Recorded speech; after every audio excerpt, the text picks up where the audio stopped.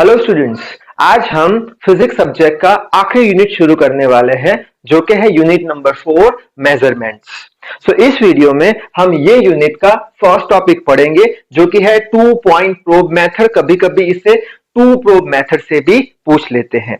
ये जो क्वेश्चन है वो एक बार 7 मार्क्स में पूछा जा चुका है। So I hope you are ready with your pen and paper. So without wasting much time let us start this video. तो सबसे पहले तो हम ये समझ लेते हैं कि ये जो टू पॉइंट प्रोब मेथड है वो किस काम में आती है। तो ये जो मेथड है वो कोई भी मटेरियल की रेजिस्टिविटी मेजर करने के काम में आती है। तो यहाँ पे लिखा है this method is used to measure the resistivity of a specimen. Specimen यानी क्या कि ऐसा वायर या ऐसा मटेरियल जिसकी रेजिस्टिविटी हमें मेजर करनी है, ये मेथड का यूज करके। अब क्वेश्चन आएगा कि रेजिस्टिविटी हम कैसे मेजर करें। तो हमने बीडब्ल्यू में एक इक्वेशन पढ़ा था, क्या, resistance is equal to rho L by A, जहां पे रो क्या था, रेजिस्टिविटी थी मटेरियल की। तो अब हमें तो रेजिस्टिविटी मेजर करनी है, तो रेजिस्टिविटी को सब्जेक्ट बनाएंगे तो rho is equal to R A by L हो जाएगा। अब ए क्या है, जो भी हमारा वायर है, मटेरियल है जिसकी रेजिस्टिविटी हमें मेजर करनी है, उसका क्रॉस सेक्शन एरिया वो तो हम मेजर कर सकते हैं वर्नियर से। नेक्स्ट है एल।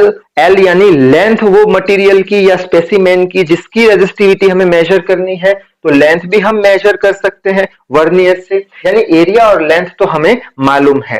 अब रहा सवाल रेजिस्टेंस का। अब रेजिस्टेंस तो हमें पता नहीं वो मटेरियल का, तो हम क्या करेंगे, तो हम ओम्स लॉ का यूज करेंगे। V equals to I R. R चाहिए तो आर को हम सब्जेक्ट बनाएंगे V बाय आई। तो आर की जगह हम क्या रखेंगे, V बाय आई। यानी कि ये एक इक्वेशन हमें मिल गया रेजिस्टिविटी मेजर करने का, जिसमें से A और L हम मेजर कर सकते हैं। V और I हम कैसे मेजर करेंगे, तो उसके लिए हमें क्या करना पड़ेगा, जो हमारा स्पेसिमेन है उसमें से करंट फ्लो कराना पड़ेगा और एक A मीटर लगाना पड़ेगा जो I की वैल्यू देगा, और एक वोल्ट मीटर लगाना पड़ेगा वो जो स्पेसिमेन है उसके दो एंड के अक्रॉस, जिससे करके हमें V का पोटेंशियल का वैल्यू मिलेगा। सारी वैल्यू अब हमें पता है, जिससे करके हम रेजिस्टिविटी ये जो स्पेसिमेन है उसकी हम कैलकुलेट कर सकेंगे। ठीक है, अब कैसे कैलकुलेट करेंगे, तो उसके लिए हमें करंट फ्लो कराना पड़ेगा। तो यहाँ पे एक डायग्राम बना के रखा है, ये हमारा हो गया स्पेसिमेन जिसकी रेजिस्टिविटी मेजर करनी है। बाद में हम क्या करेंगे कि ये जो हमारा स्पेसिमेन है उसको एक बैटरी से कनेक्ट करेंगे जिससे करके करंट फ्लो हो। अब ये बैटरी के सीरीज में हम एक ए मीटर लगाएंगे। ये ए मीटर क्या मेजर करेगा, करंट की वैल्यू जो कि स्पेसिमेन में से पास होगा, यानी करंट तो मिल गया एम्पियर में।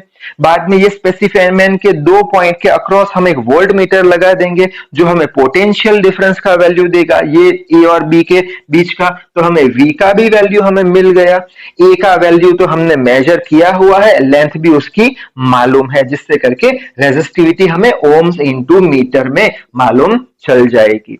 अब यहाँ पे ये मेथड को हम टू प्रोब मेथड क्यों बोलते हैं, क्योंकि ये जो वायर है उसे हमने कनेक्ट किया है पहले और दूसरे प्रोब से। प्रोब यानी क्या, सिंपली मेटल के वायर आप कंसीडर कर सकते हो।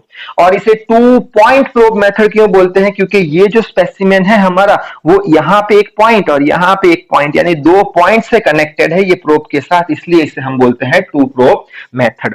अब ये जो टू प्रोब मेथड है वो फेल कर गई, क्यों, क्योंकि ये जो टू पॉइंट प्रोब मेथड है जिससे एग्जैक्ट रेजिस्टिविटी नहीं मिलती थी, उसके कुछ रीजंस थे, जिससे करके ये मेथड अब यूज नहीं होती। इसकी जगह पे 4 पॉइंट प्रोब मेथड का यूज किया जाता है, जो कि हम नेक्स्ट वीडियो में देख लेंगे। अब ये मेथड क्यों फेल गई कर गई, उसके कुछ डिसएडवांटेज थे, वो देख लेते हैं।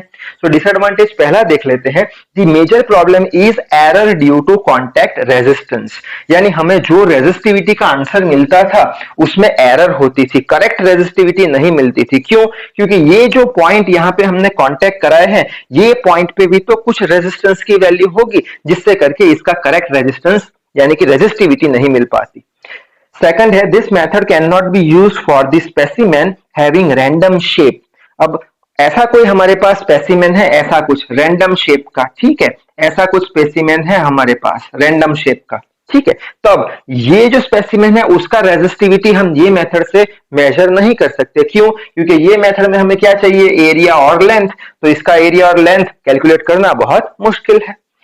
नेक्स्ट है third number, For some type of materials, shouldering of the probe with the specimen is difficult. यानी क्या कि ऐसे कुछ मटेरियल होते हैं स्पेसिमेन के जिसका रेजिस्टिविटी हमें मेजर करना है।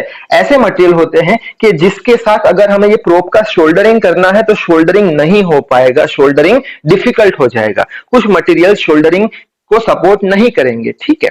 तो ऐसे स्पेसिमेन जो शोल्डरिंग नहीं हो पाते वो स्पेसिमेन के लिए ये मेथड यूज नहीं कर सकते।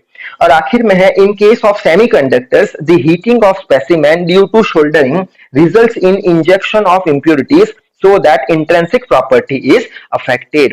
यानी क्या कि अगर आपने ये स्पेसिमेन आपका सेमीकंडक्टर कोई मटेरियल है और सेमीकंडक्टर मटेरियल को आपको यहां क्या करना पड़ेगा, प्रोब के साथ शोल्डरिंग करना पड़ेगा।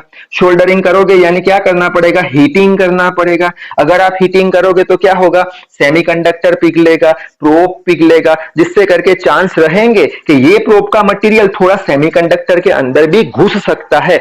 यानी सेमीकंडक्टर के अंदर अब इंप्योरिटी आ गई है, यानी जो इसकी इंट्रिंसिक प्रॉपर्टी थी, प्योर प्रॉपर्टी थी, वो चली जाएगी क्योंकि यहां पे कुछ मिक्सिंग हो चुका है इसलिए। तो एग्जाम में आपको यहां तक लिखना है। सो इस वीडियो में बस इतना ही। So till then read hard, work hard. Thank you very much.